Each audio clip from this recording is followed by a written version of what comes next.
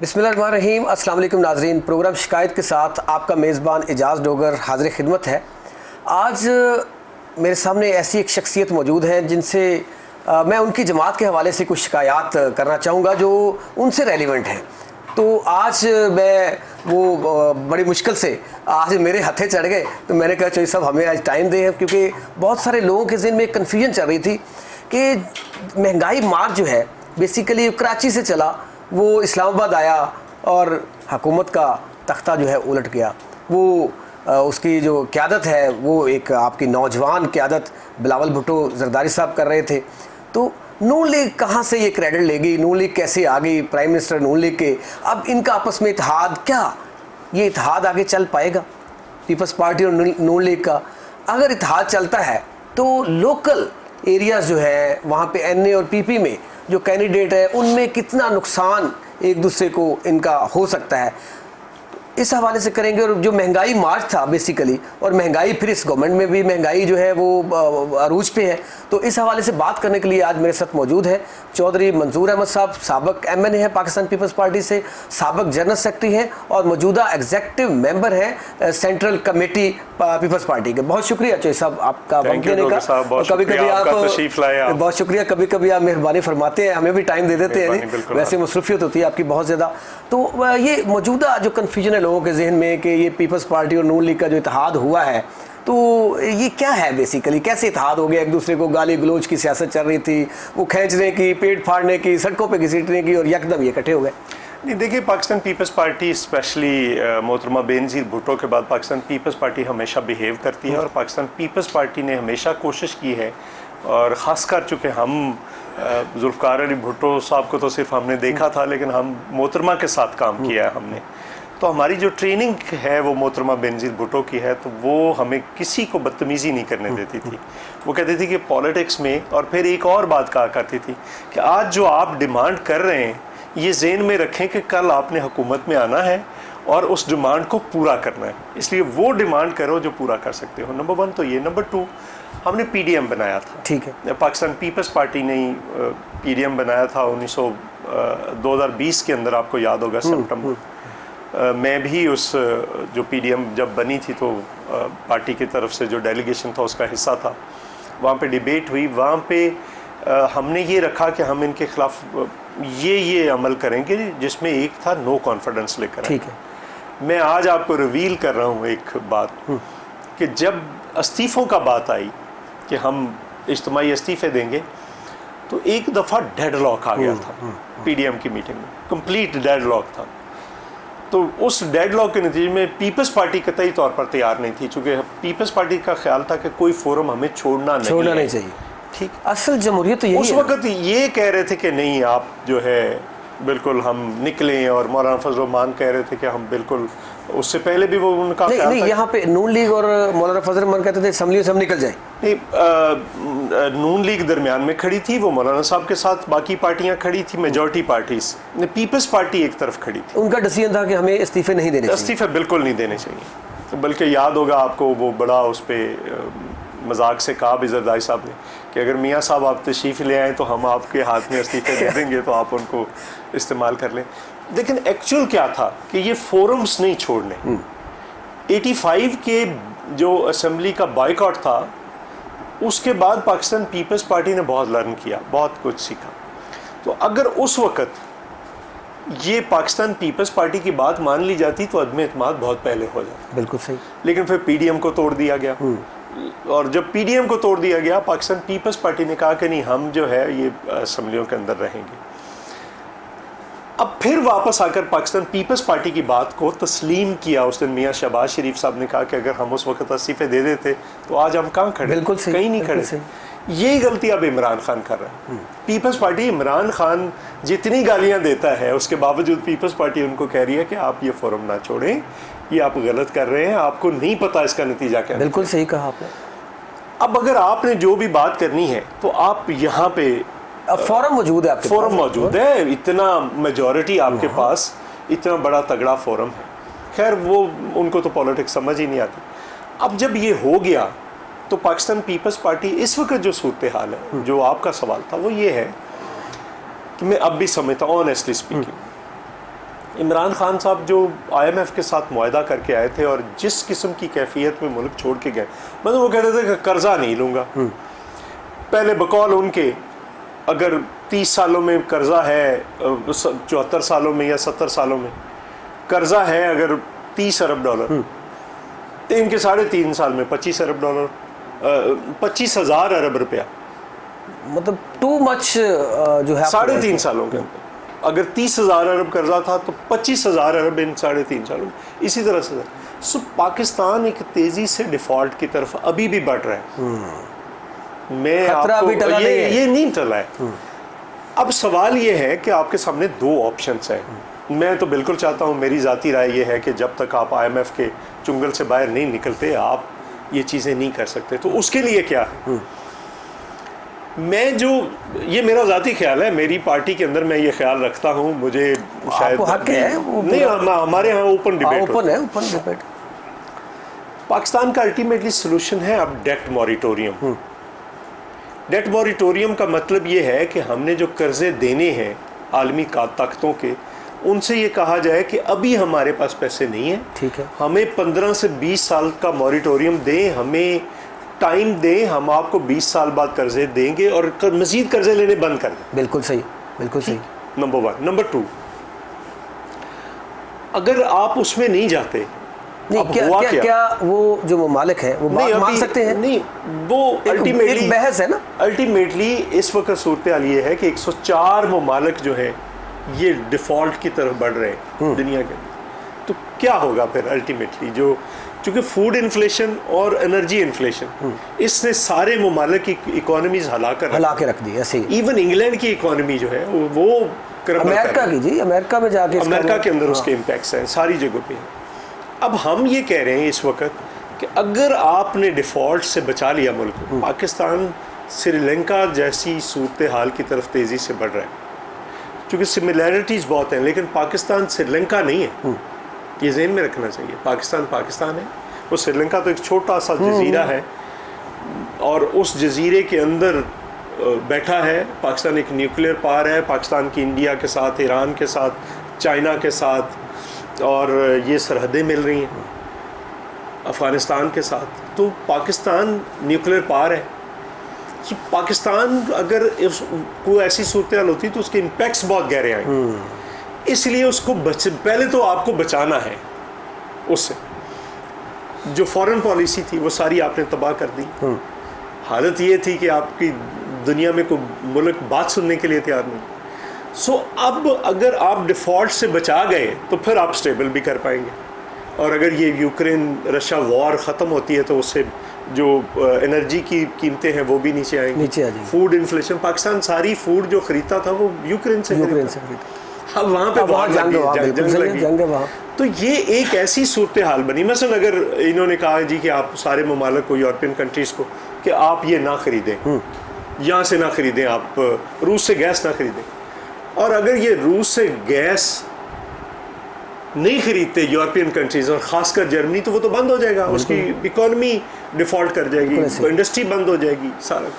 सो इस वक्त दुनिया के अंदर जो चीज़ें चल रही हैं वो बिल्कुल अजीबोगरीब चीज़ें चल रही हैं। तो उसको हम ये देख रहे हैं इस वक्त। पाकिस्तान इस वक्त ऐसी सूरत हाल में दाखिल हो गया है। अगर आप इसको पहले आपको इसको बचाना है और फिर उसके बाद कंसोलिडेट करना है, जो आपका सवाल था। बिल्कुल सही है। जो सब आप ना सिर्फ अपने इलाकाई जो है वो करते हैं सियासत, आप माशाल्लाह नेशनल और इंटरनेशनल लेवल पे भी जाते हैं। जो मौजूदा सिचुएशन है, बहरान जो है आपकी, फिर मैं देखें तारीफ़ किए बगैर मैं अक्सर दोस्तों को भी कहता हूँ बैठ के कि अगर जमहूरी जमात अगर कही जाए तो वो हकीकी मानों में पाकिस्तान पीपल्स पार्टी है। क्योंकि जो आपने फरमाया अभी कि उसमें तहम्मुल है, उसमें बड़े बुर्दबारी है, बड़े तरीके से वो डील करती है हमेशा से। अभी मोहतरमा से लेके जरदारी साहब है, अभी यंग है बिलावल, लेकिन वो इस तरह से कभी भी लूज टॉक नहीं की। लेकिन अब जो कैफियत पैदा कर दी गई है, एक में और इसी में जी पाकिस्तान की बदकिस्मती इस वक्त ये है कि बहुत गहरी तकसीम है। आप अगर इदारों को देखें उनके अंदर बहुत गहरी तकसीम है। ठीक है। अगर आप मतलब इदारों में अगर आप एस्टेब्लिशमेंट को देखें, आप जुडिशरी को देखें, स्पीकिंग टर्म्स नहीं है जजेस के आपस में, सुप्रीम कोर्ट के, एक बेंच में बैठे हैं। तो बताएं फिर वो कैसे अच्छा, तो पॉलिटिक्स को आप देख सकते हैं, मीडिया को देखिए, कभी आपने ऐसे देखा है? मैं जो इस वक्त बहुत सारे एंकर्स हैं वो पार्टी तर्जमानों से बड़े तर्जमान बने हो। तकसीम ये कभी आपने देखी है? यही तो बदकिस्मती थी। ये इशू है इस वक्त, प्रॉब्लम है। मतलब पॉलिटिशियंस, आप जितना मर्जी क्राइसिस आ जाए वो बैठकर बात करते हैं, हम बात कर रहे हैं सरासर। जंगों के बाद भी क्या होता है? बैठना पड़ता है, डायलॉग करना पड़ता है, डायलॉग करना। तो आप एक तरफ ये नहीं है, दूसरी तरफ इमरान खान ने खासकर, उससे पहले भी कुछ लोग थे, लेकिन उसने जो बदतमीजी का कल्चर पैदा किया है वो तो इससे पहले इस किस्म का तो नहीं था, क्योंकि उसको आप वो फॉलो कर रहे होते। तो मैं इसलिए ये इस वक्त कह रहा हूँ कि वापस ये जो तकसीम है, जो डिवीजन है, ये जो डिवाइड है, उसको दोबारा से नए सिरे से उसको ठीक करना है, वरना ये रियासत इस वक्त बहुत बड़े गहरे क्राइसिस में है। बिल्कुल सही है। अच्छा, अभी आपने बात की खारजा पॉलिसी की कि खारजा पॉलिसी तबाह करके रख दी गई। तो अभी मैं पिछले दिनों लेस्को हेडक्वार्टर किसी बहुत सीनियर ऑफिसर के पास, अब मतलब आपके ब्यूरोक्रेट्स और गवर्नमेंट सेक्टर में भी डिस्कस होता है। उन्होंने बिलावल भुट्टो साहब बाहर गए, 2 उन्होंने दौरे किए, चाइना का और एक अमेरिका का। उस हवाले से उन्होंने बताया कि उनको जो वहाँ पे इज़्ज़त मिली, वहाँ पे जाके कि कोरोना अभी चल रहा है चाइना में, और वहाँ पे हमारे जो पहले वज़ीर ख़ारजा जाते रहे वो कोने से ऐसे मिलते थे उनको जाके। अभी उन्होंने अंदर हाथ, वो बाजू में बाजू डाला हुआ था। तो वो उनके नाना, उनकी वालदा, उनकी वजह थी, या बिलावल साहब के अंदर, चूँकि आप तो बड़े करीब हैं उनके, कि बिलावल साहब के अंदर ऐसी क्वालिटी है कि वो इस तरह की टॉक करते हैं, गुफ्तगू करते हैं? नहीं, देखिए, एक तो आपको चूँकि बिलावल साहब का जो प्रॉब्लम सिर्फ है ना, वो है लैंग्वेज का, और जैसे जैसे वो दूर होता जाता है उस नौजवान के अंदर बहुत सलाहियत। आप इससे अंदाज़ा करें ना कि वो जरदारी साहब तो अब वो बहुत सारी चीज़ों पे उनको मशवरा देते हैं या हम बैठे डिस्कस करते हैं, लेकिन बेसिक ग्रूमर जब वो जवान हो रहा था बच्चा, तो वो तो मोहतरमा के पास था। जरदारी साहब तो जेल में थे। बिल्कुल ऐसे ही। आपको याद नहीं वो एक क्लिप चल रहा है कि जिसमें बीबी उनको कहती हैं, वो मैंने पूछा कि इशू क्या हुआ था, तो बिलावल साहब ने कहा कि मैंने ज़िद की बहुत कि एक में घड़ी मुझे पसंद आ गई, तो मेरी मामा मुझे कहते थे कि आप ना लें। फिर जब मैंने ज़िद की तो मेरे साथ गई, लेकर दे दी, और उसके बाद कहा कि बेटा ये चीज़ों से इंसान नहीं पहचाना जाता, ये शो ऑफ होता है। ये जो अंदर से खोखले लोग होते हैं वो शो ऑफ करते हैं। क्या बात। इंसान अपने किरदार से पहचाना जाता है, जिसका किरदार बड़ा होगा वो इंसान बड़ा होगा। तो वो ग्रूमिंग है एक तरफ। दूसरी तरफ ये देखें, पीपल्स पार्टी का जो भुट्टो साहब का और बीबी का जो एक्सपीरियंस था, इवन जरदारी साहब का जो मोहतरमा से उन्होंने सीखा, और उस पर जिस किस्म की कैफियत में मसलन 2 मुखालिफ ममालिक के साथ बैक वक्त बात कर लेना, अमेरिका के अंदर बैठकर रशियन विजिट को, जो इमरान खान जिस दिन वो गालियां दे रहा था, उसके रशियन विजिट को बिलावल भुट्टो डिफेंड कर रहा। यही बात की मैं, यही बात मैं अगला करने वाला था क्वेश्चन। नंबर 2, अमेरिका से सीधे दुबई आए और दुबई से सीधा चाइना चले गए, फिर 2 अपोनेंट कंट्रीज। पाकिस्तान आए नहीं, मुशावरत का मौका ही नहीं मिला। ठीक है, सीधा उधर गए। ये मिफ्ता इस्माइल का देखें कि उन्होंने कहा कि चाइना ने हमसे 2.4 बिलियन का डॉलर्स का वापस ले लिया था और हमें नहीं दे रहा था, और उसके लिए सख्त शराइत रख रहा था। बिलावल भुट्टो जब गए हैं, उनके विजिट के बाद वो हमें कर्जा भी वापस मिला है, और वो सिर्फ कह रहे थे कि आप रोल ओवर कर रहे हैं, मतलब रख लें, आप इस्तेमाल नहीं कर सकते। अब उन पे उसकी शरह सूद भी कम कर दी है, उस पर उसको कहा है कि आप इसको यूज़ भी करें और सारा कर दें। ये सिर्फ उस विजिट का एक जाकर उन्होंने फॉरेन मिनिस्टर से बात की तो उन्होंने कर दिया। सी पैक भी पाकिस्तान पीपल्स पार्टी, चाइना के अंदर आप जाएं तो आपको जुल्फ़िकार अली भुट्टो की इज्जत वो चेयरमैन माओ जितनी करते हैं, क्योंकि जुल्फ़िकार अली भुट्टो ने उनकी विंडो दुनिया के लिए खोली थी। तो आखिरी बंदा जो मिला था चेयरमैन माओ को डेथ से पहले, वो भी जुल्फ़िकार अली भुट्टो। अच्छा, वो उन्होंने महसूस कराया, जब बिलावल साहब गए तो उन्होंने महसूस कराया कि वो इज्जत करते हैं। ये इस वक्त देखें ना, अमेरिका नाराज़ था, यूरोपियन यूनियन नाराज़ था, चाइना सी पैक की वजह से नाराज़ था, रशिया जो है आप विजिट तो करके आए, लेकर के आए हैं कुछ भी नहीं, मिडिल ईस्ट नाराज़ था सारा। अच्छा, देखिए ये एक्सपीरियंस तो बड़ा अच्छा रहा उनका वज़ीर ख़ारजा वाला। अभी जिस तरह आपने फरमाया, वहाँ में भी ये चल रही हैं चीज़ें कि जिस तरह खान साहब में की हुकूमत के लोग या कोई और जाते थे दूसरे ममालिक में जाके, या वो और जमातों के भी, तो वहाँ पे जाके वो ये भी चोर है वो भी चोर है जी पाकिस्तान का, मतलब वो तजलील किसकी हो रही है? हमारा आपस का मामला है, घर का मामला है, हमें यहाँ पे निपटाना चाहिए इंटरनेशनल, हम अपने एक दूसरे को। तो अभी बिलावल साहब गए, उन्होंने डिफेंड किया उसी चीज़ को, उन्होंने जाके कहा जी वो हमारा आपस का, उन्होंने खान साहब को भी डिफेंड किया। नहीं, ये भी मोहतरमा बेनज़ीर भुट्टो ने कहा था, मुझे भी याद है, मुझे भी कहा, बिलावल साहब भी कह रहे थे। उन्होंने कहा कि बेटा जब भी आप मुल्क से बाहर जाएं, मुल्क के खिलाफ कोई बात ना करें, किसी के खिलाफ कोई बात ना करें। अच्छा, अभी यही चीज़ जो है कि एक पीपल्स पार्टी पाकिस्तान की पुरानी और जमहूरी जमात है और बड़ी जमात है पाकिस्तान की, उसका चेयरमैन अब दूसरी जमात के प्रेसिडेंट के नीचे वज़ीर ख़ारजा का कॉन्सेप्ट क्या है? क्योंकि जो आपके वोटर सपोर्टर हैं उनके जहन में ये चीज़ें बड़ी नेगेटिव चल रही हैं। नहीं, देखिए, जो अलायंस की पॉलिटिक्स होती है ना, उसमें कोई मतैत नहीं होता, उसमें आपने पोजीशनें लेनी। अच्छा, आपको मुझे समझ आ जाए कि ये जो देखने वाले हैं जो मैं उनको ज़रा इसमें क्लियर करें। मैं उनको समझाऊंगा। देखिए, ये जो अलायंस होते हैं, इसमें आपने अपनी पार्टी का अलायंस करना है और उस अलायंस का फिर आपने शेयर, हमने तो पहले कहा था कि हम वजारतें नहीं लेते, तो जब मियाँ शहबाज शरीफ साहब को पता चला तो उन्होंने कहा कि फिर मुझे ही धक्का देना था। ये नहीं चलना सिस्टम पीपल्स पार्टी के बगैर, क्योंकि पीपल्स पार्टी के पास एक्सपीरियंस्ड लोग हैं, कोई इश्यूज आए, सैयद खुर्शीद शाह से लेकर, चलो प्रेसिडेंट साहब का तो अपना, वो तो पार्टी हेड्स के लेवल पे करते हैं, लेकिन अंदर जो रोज़ मसाइल पैदा हो रहे होते हैं उनको भी तो अलाइंसेस के अंदर हल करना है। तो वो जो पीपल्स पार्टी की एक्सपीरियंस्ड टीम है वो इस वक्त चीज़ों को चला रही है। दूसरी बात, मैं आपको उसकी मिसाल देता हूँ रिसेंट हिस्ट्री में, मैं पीछे हिस्ट्री में नहीं जाता। ठीक। अभी जर्मनी में इस साल इलेक्शंस हुए, तो वहाँ पे ऑल्फ शुल्स जो है, SPD जो पार्टी है, वो जीत गए। ठीक है। और एंजेला मर्केल की पार्टी हार गई है। और इससे आपको पता है कि इलेक्शन तक एंजेला मर्केल जो थी वो चांसलर थी और ऑल्फ शुल्स जो SPD का सरबरा था वो उसका वजीर खजाना था। तो उसका वजीर खजाना होते हुए उसने इलेक्शन लड़ा और एंजेला मर्केल की पार्टी को हरा दिया और इस वक्त वो चांसलर।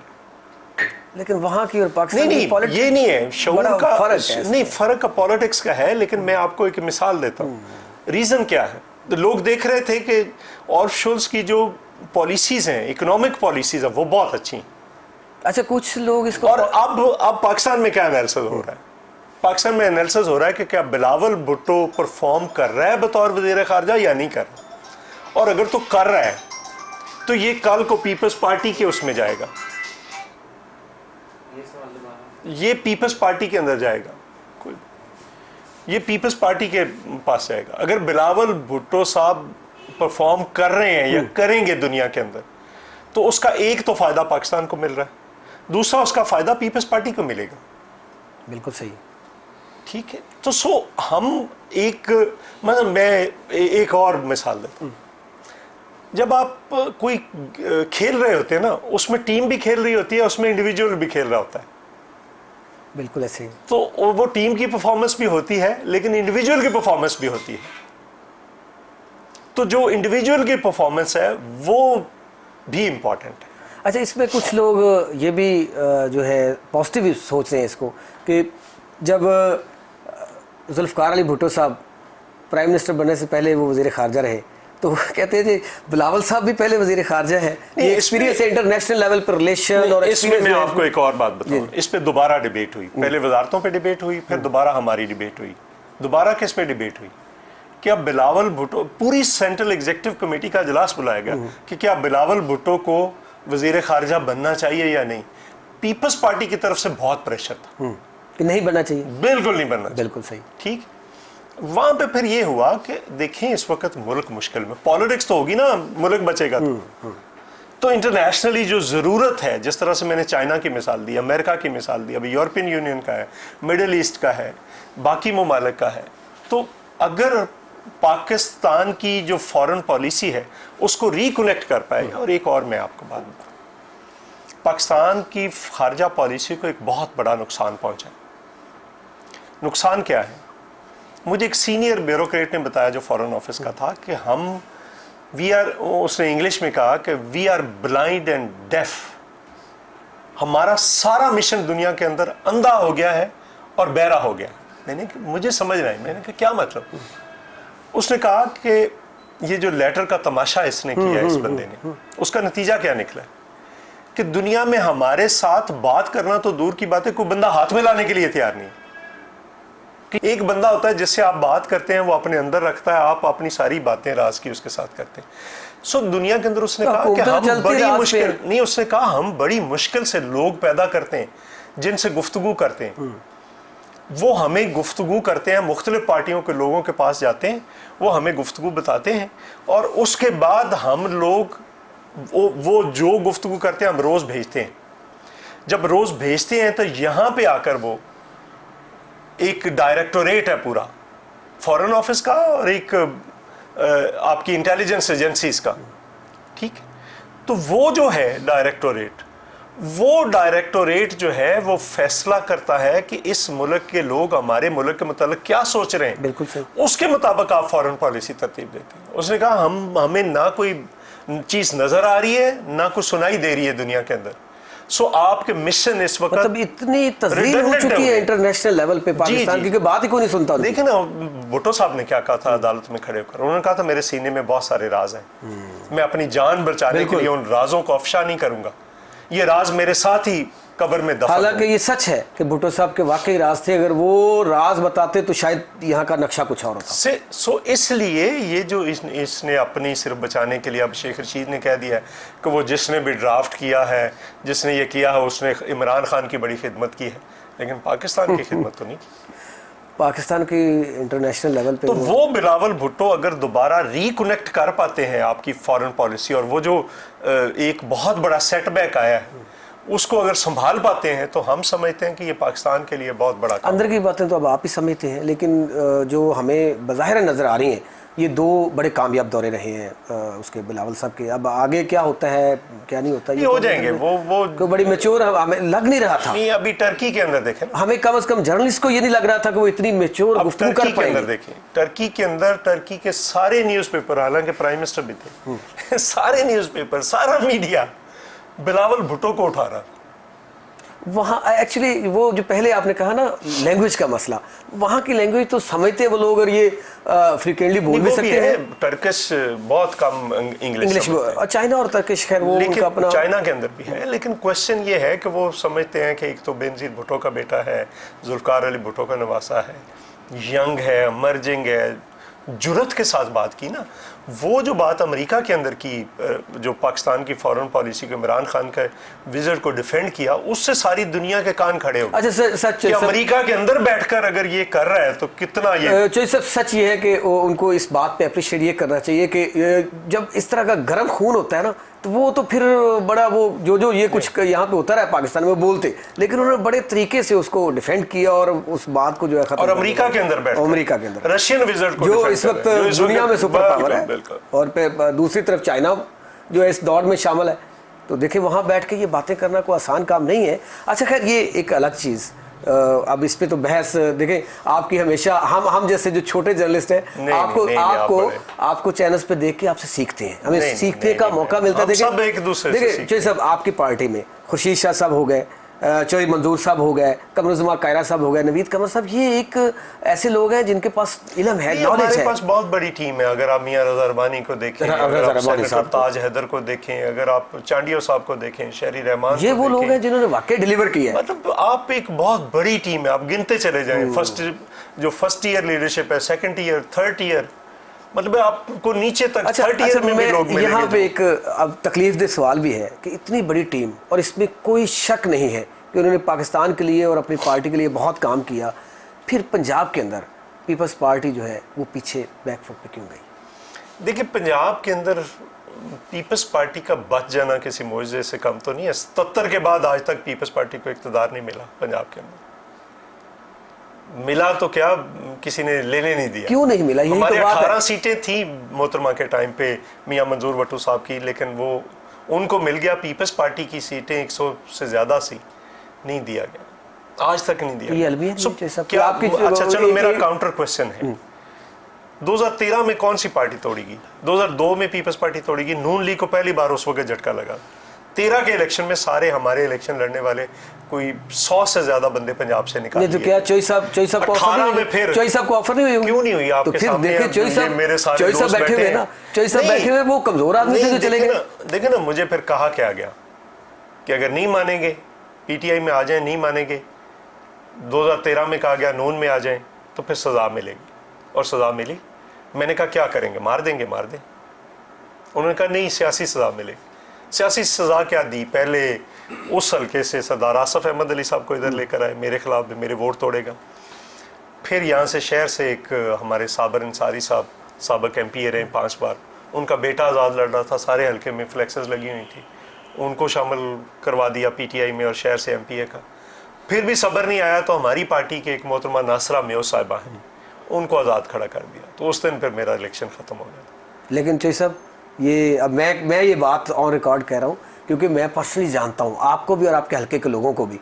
वो सारा कुछ इलेक्शन हार जीत एक अलग चीज़ है, लेकिन जिन लोगों के दिल में मोहब्बत है चोई साहब की, वो आज भी वो मेहरबानी है, मोहब्बत आज भी करते हैं। नहीं, वो मेरे हल्के के लोगों की मेहरबानी है। लेकिन देखना ये है कि देखें, ये कुछ ऐसे लोग हैं, मैं तो नहीं कहता, लोग कहते हैं कि वो बिल्कुल उन्होंने नाहल लोग हैं, कुछ नहीं किया। मैं MNA नहीं था 2008 से 13 की, लेकिन हमने बहुत सारे काम किए। ये जहाँ पे आप ये गुजर कर आए हैं, ये नया ग्रेड स्टेशन बनवाया, पहले ये आपके पीपल्स पार्टी के दौर में बना? जी, राजा परवेज अशरफ साहब ने आकर इसका इफ्तिताह किया था। उससे पहले देखें तो इसी ग्रेड स्टेशन के अंदर एक और, फिर हमने एक नई सब डिवीजन्स बनवाई। मेयर, आपके रिपोर्टर बैठे हैं यहाँ पे, मेयर अब्दुर्रहमान साहब, इनसे पूछें। फिर नए बहुत सारे काम किए हमने। एक लाइन, सिंगल लाइन थी, सिंगल सप्लाई थी कसूर को, एक डुअल सप्लाई कराई, 24 घंटे एक बार बंद हो गई थी लाइट। मेयर साहब रिपोर्टर मुझे कम लगते हैं ये पीपल्स पार्टी के, और चोई साहब के रिपोर्टर ज्यादा लगते हैं मुझे। ये जेन्युइन रिपोर्ट, क्योंकि ये हमेशा जो है ये चोई साहब ने कराया था जी मंसूबा, ये अफलान है। नहीं, मैं ये नहीं कह रहा। देखे ना, पासपोर्ट ऑफिस है, शनाख्त, मुझे तकलीफ ये होती है कसूर के लोगों की कि अब देखिए, लोगों की सहूलत के लिए हमने एक नादरा का दफ्तर, एक कचहरी था तो एक शहर के अंदर, अब वो भी उठाकर बाहर ले गए, और कसूर के लोग बोलते नहीं है। ये नादरा का ऑफिस भी आप लेके आए थे? जी, ये अभी जो चेयरमैन ऑफिस चेयरमैन है मलक तारक साहब, ये इफ्तिताह करके गए थे रेलवे स्टेशन पे।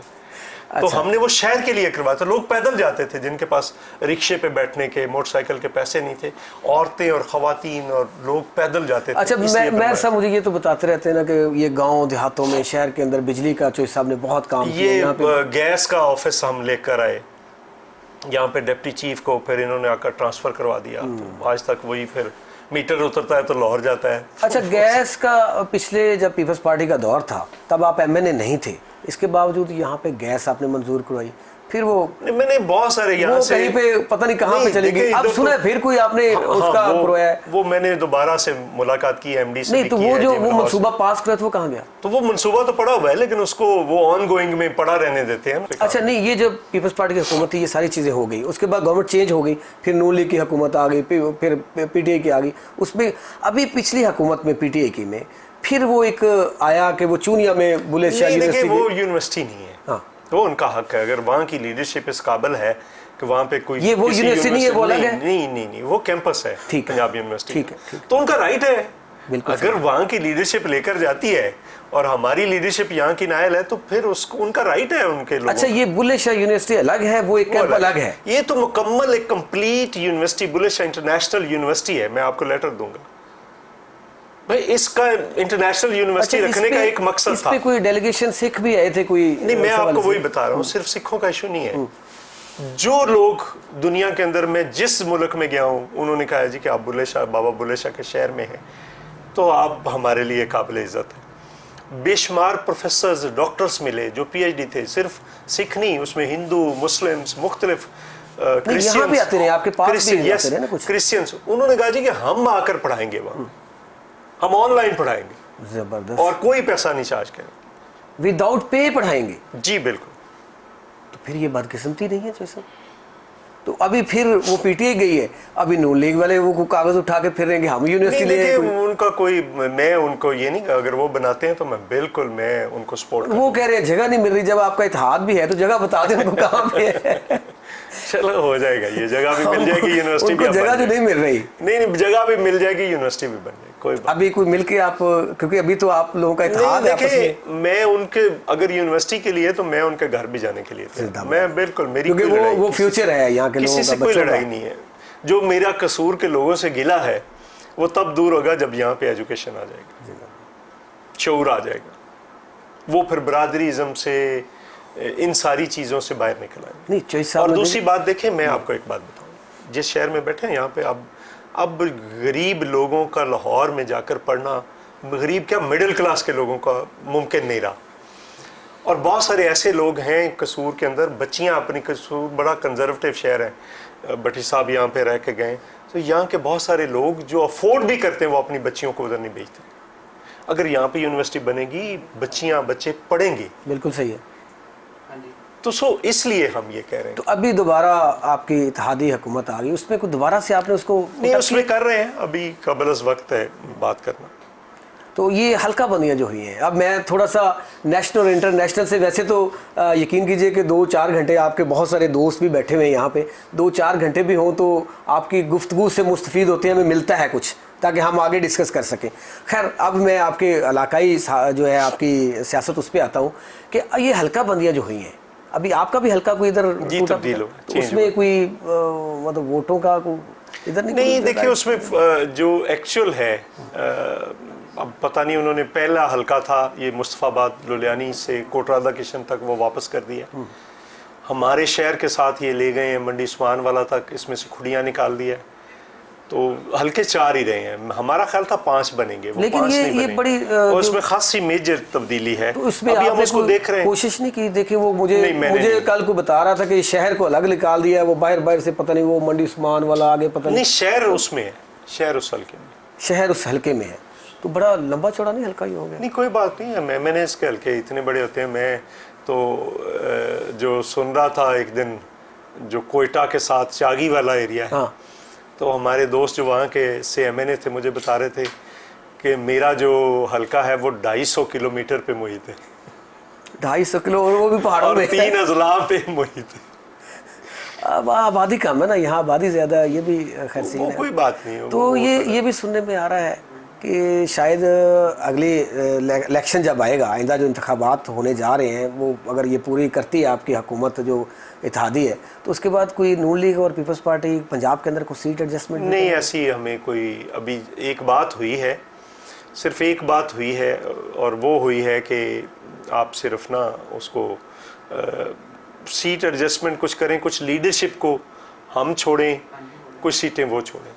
मेरे ख्याल में यहाँ पे एक मुख्तसर ब्रेक ले लेते हैं, उसके बाद आखिरी सेशन है, कुछ चंद मिनट रह गए, तो चौधरी साहब से वो इलाकाई सहाफ़त के ऊपर, सॉरी सहाफ़त कह रहा हूँ, सियासत, हम साफ़ी हैं तो इसमें सहाफ़त की बात करते हैं, और ये सहाफ़त की बात भी की है चौधरी साहब ने, ठीक कहा कि बहुत सारे ऐसे एंकर जो है वो एंकर्स कम लगते हैं, वो जमात के नुमाइंदे ज़्यादा लगते हैं, उनके भी गुफ्तगू करते हैं। एक कमर्शियल ब्रेक के बाद मिलते हैं, हमारे साथ रहिएगा।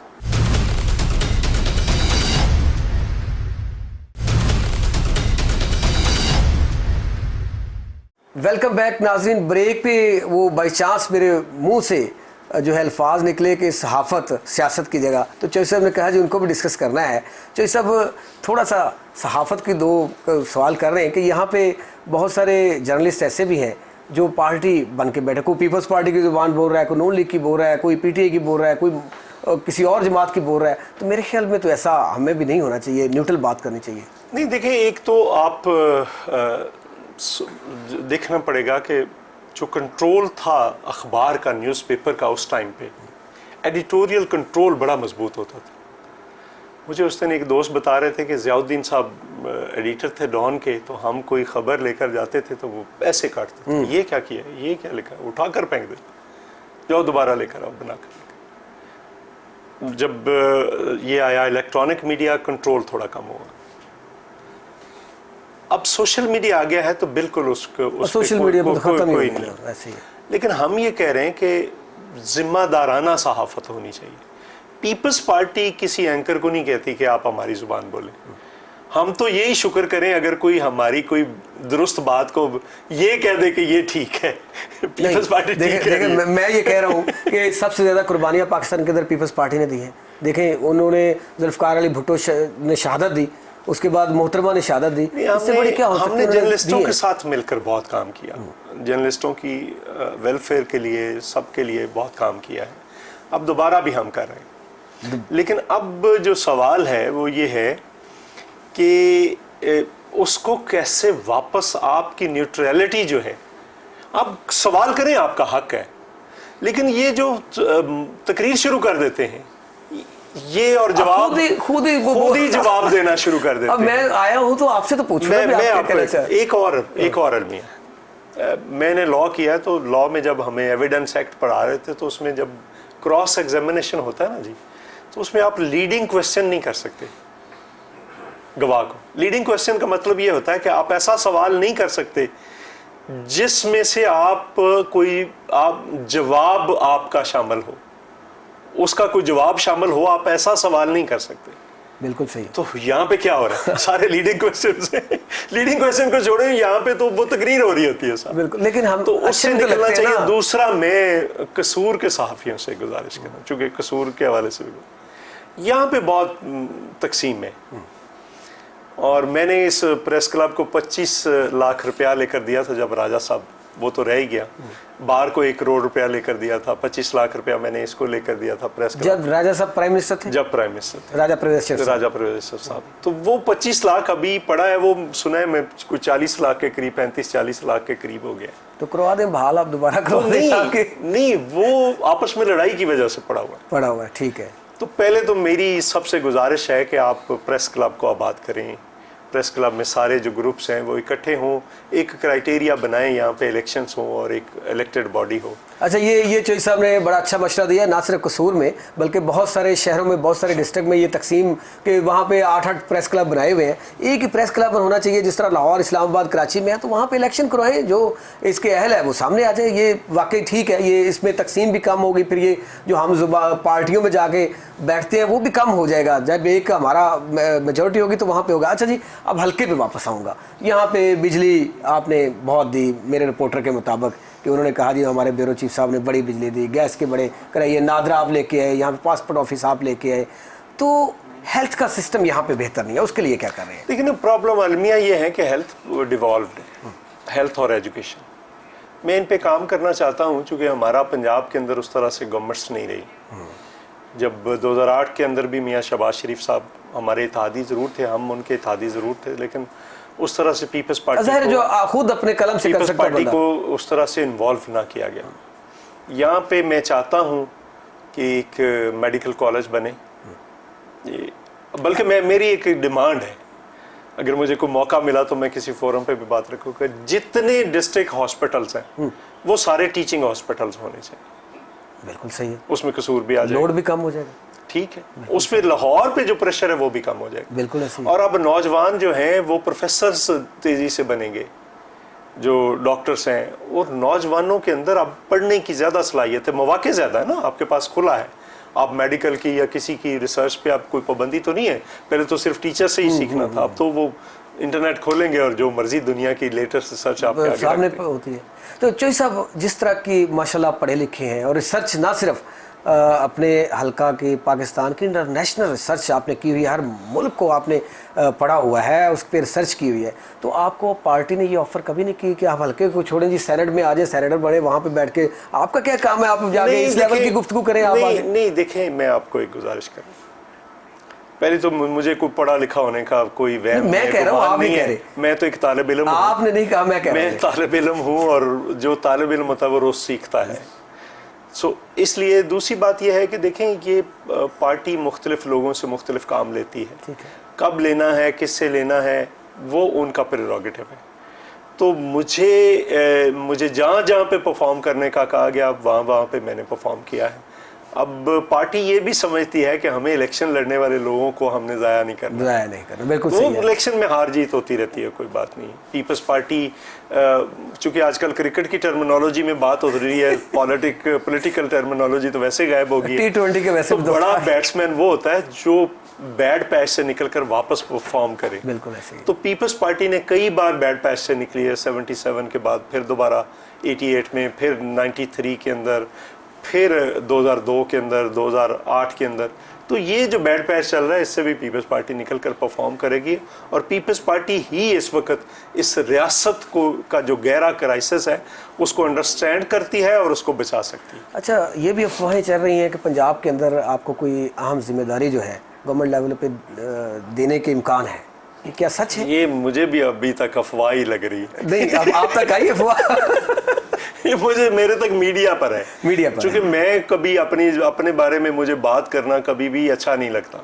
जाके कहा जाए कि ये मैंने कभी पूछा भी नहीं है, कहा तो कहना तो दूर की बात है, लेकिन आपको मैंने कभी पूछा जैसे भी हमें नहीं। खबरें आई आपको भी। लेकिन मैं दूसरे दोस्तों के जरूर लड़ता हूँ कि इसका ये राइट था, इसको क्यों नहीं मिला, इसको क्यों नहीं मिला, इसको क्यों नहीं मिला, तो वो मैं ज़रूर। आप सेंट्रल कमेटी के मेंबर भी, एग्जीक्यूटिव मेंबर हैं, तो पार्टी को फाल करने के लिए डिस्ट्रिक्ट कसूर में क्या आप इकदाम करें? सिर्फ डिस्ट्रिक्ट नहीं होगा। देखिए, ये पार्टियां जो होती हैं ना, आप उसको किसी जजीरे में नहीं बना सकते। ऐसे उसका जो इंटरनेशनल या नेशनल इन्फ्लुएंस होता है वो होता है जब निकलती हैं।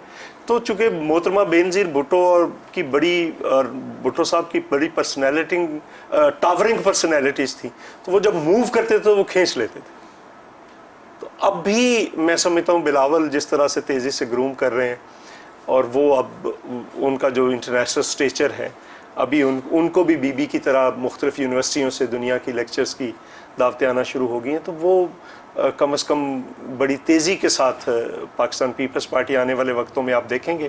क्योंकि मेरा एक और भी तजिया है, मुझे कई लोग कहते हैं कि आप ये बार बार बात क्यों करते हैं। जब भी ये मुल्क, ये रियासत क्राइसिस में जाती है तो पीपल्स पार्टी की ज़रूरत पड़ती है इसको उससे निकालने के लिए। वो 70 हो, वो 88 हो, ज़ियाउल्ला का तैयारा क्रैश हुआ और उसके बाद जो कुछ हुआ, वो 93 हो, वो 2008 हो, तो आप देखें मोहतरमा बेनज़ीर भुट्टो की आखिरी तकरीर देखें कि ये चाहते हैं कि सवात से और मालाकंड से पाकिस्तान का झंडा उतर जाए। ये झंडा नहीं उतरने देंगे, ये मैं लगाऊंगी, आप लगाएंगे।